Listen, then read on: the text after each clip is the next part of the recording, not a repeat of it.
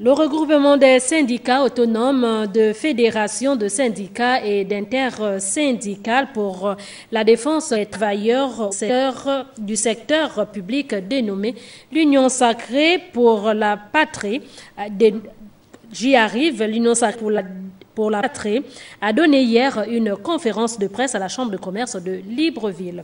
Objectif, expliquer le bien fondé des mesures d'austérité prises par le gouvernement pour la relance de l'économie gabonaise. Césarine Andem, Gérard Magnania pour le compte rendu.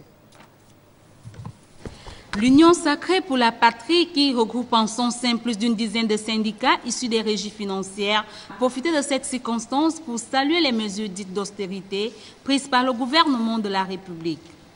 Pour ce regroupement de syndicats, la réussite de cette opération passe nécessairement par la prise en compte de certains nombres de paramètres.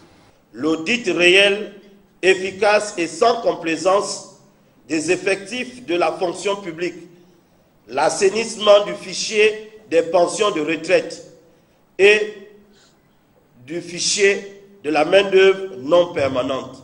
Ce, avant l'application d'une décote progressive à ceux parmi nous qui gagnent gros, tout en protégeant les plus bas salaires résultant de la mise en place en 2015 d'un nouveau système de rémunération en République gabonaise.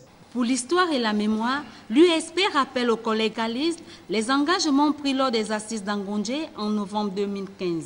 L'USP marque son étonnement sur les réactions des collègues syndicalistes qui aujourd'hui fustigent ce qui hier constituait l'essentiel de leur chapelet de revendications sociales lors des assises sociales de novembre 2015 d'Angondje. L'heure aujourd'hui n'est plus à la recherche du coupable, mais à retrouver l'endroit où nous nous sommes égarés et repartir sur les nouvelles bases tout en ayant en rétroviseur le passif de nos actions passées et en perspective la prospérité et le bonheur du Gabon immortel. Pour ce syndicaliste expert de la finance publique, le Gabon traverse une période de récession économique. Ce que vous deviez comprendre, c'est que les finances publiques de notre pays sont malades. Il fallait assainir notre masse salariale. Il y a ce que nous appelons des critères de convergence au niveau de la CEMAC.